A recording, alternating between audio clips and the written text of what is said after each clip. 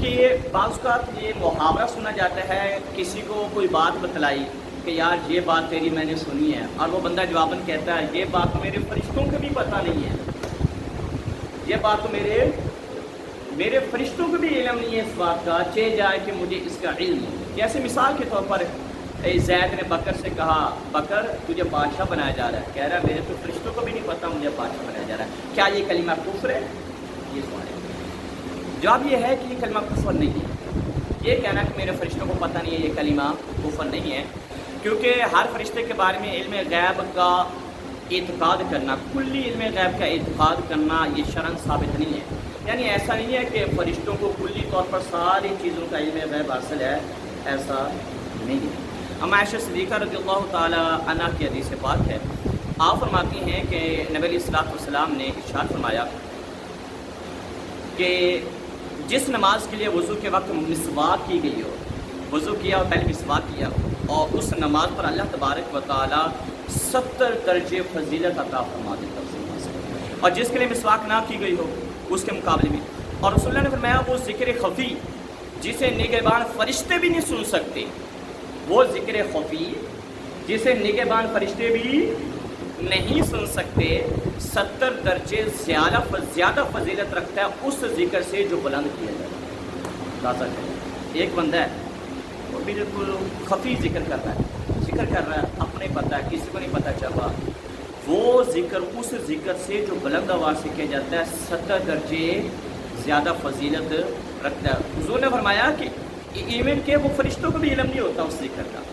جب قیامت کا دن ہوگا اللہ مخلوق کو ان کے حساب کے لیے جمع فرمائے گا، اور وہ نگہبان فرشتے سارا ریکارڈ لے کر اللہ کے حضور جمع ہو جائیں گے، اور جو انہوں نے محفوظ کیا ہوگا دیکھا ہوگا حاضر ہوں گے۔ اللہ تعالیٰ ان سے فرمائے گا اچھی طرح دیکھ لو کیا اس کے اعمال میں کوئی چیز رہ تو نہیں گئی، چیک کر لو کوئی چیز رہ تو نہیں گئی۔ فرشتے عرض کریں گے ہمارے پروردگار کوئی بھی چیز نہیں رہ گئی، ہم جسے نہ جانتے ہوں ہم نے کوئی ایسی چیز نہیں دیکھی، سب کا سب تیرے پاس موجود ہے، ہم نے کوئی چیز نہیں چھوڑی، مگر ہم نے اس کا احاطہ کر لیا ہے اور لکھ لیا ہے۔ اللہ تبارک تعالیٰ ان سے فرمائے گا ہاں تمہارے پاس تو وہ چیز نہیں ہے، لیکن ہمارے پاس اس کی ایک پوشیدہ چیز موجود ہے جسے تم نہیں جانتے، اب میں تمہیں اس کے بارے میں بتاتا ہوں، اور وہ کیا ہوگا؟ میرے آقا نے فرمایا وہ بندے کا ذکر خفی ہوگا جسے فرشتے بھی نہیں جانتے۔ اور ایک اور حدیث پاک ہے جس میں یہ ہے کہ فرشتے جانتے ہیں جو بندے کے دل میں وسوسہ آتا ہے، چیزیں آتی ہیں، وہ فرشتے جانتے ہیں اور اللہ کی بارگاہ میں عرض کرتے ہیں مالک یہ تیرا بندہ فلاں کام کی نیت کر رہا ہے، غلط کام کی، کیا لکھ دیں؟ رب فرماتا نہیں لکھنا نہیں، یہ اللہ کا کرم ہے۔ نیت اگر برے کام کی کر لی جائے اللہ کا کرم، اللہ وہ لکھنے نہیں دیتا، فرمایا نہیں لکھنا جب تک کہ بندہ اس ایکٹیویٹی کو پرفارم نہ کرتے، اس پر عمل نہ کرتے، اس کو لکھنا نہیں ہے۔ جب بندہ نہیں کرتا اللہ نہیں لکھتا، اس ایکٹیویٹی کو پرفارم کر دیتا ہے، وہ نیت کو عملی جامہ پہنا دیتا ہے، پھر ایک کے بدلے میں ایک گناہ لکھ دیا جاتا ہے۔ سبحان اللہ، اللہ کا کرم کتنا ہو رہا ہے۔ پھر فرمایا کہ بندہ کوئی اچھے کام کی نیت کرتا ہے اچھے کام کی۔ فرشتے اللہ تبارک تعالیٰ فرماتا ہے اس نے اچھے کام کی نیت کی ہے، مالک کی ہے، رب فرماتا ہے اس کو نا اچھائی کا بدلہ لکھو، نیت کا ثواب لکھو، اس کے نام ہے اعمال۔ گناہ کی نیت کی نہیں لکھا، اچھے کام کی نیت بھی کر لی، اللہ لکھوا رہا ہے۔ اور کرم والا کرم دیکھیں یار کتنا کرم ہے اللہ پاک کا۔ پھر بندہ اس نیک کام کو سر انجام دیتا ہے، جو نیت کی تھی عملی جامہ پہناتا ہے، بندہ کام کر لیتا ہے۔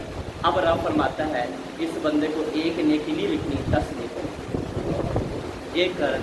تو ایک حدیث سے پتہ چلا فرشتوں کا علم ہوتا ہے، دوسرے پتہ چلا فرشتوں کا علم نہیں ہوتا، لیکن اس میں تطبیق یہ ہو سکتی ہے کہ جو ذکر خفی ہے نا وہ اخلاص کی بنیاد پر اللہ تبارک تعالیٰ نے اس کا استثناء کیا، فرشتوں کو بھی پتہ اس کا لگنے نہیں دیا۔ اور دوسرا یہ ہے کہ فرشتوں کے لیے عقیدہ یہ ہے کہ فرشتوں کو کلی علم غیب کا اعتقاد رکھنا فرشتوں کے معاملے میں یہ لازم اور ضروری نہیں ہے۔ پھر یہ جو جملہ بولا جاتا ہے نا کہ میرے تو فرشتوں کا بھی علم نہیں ہے فرشتوں کو، یہ محاورہ ہے۔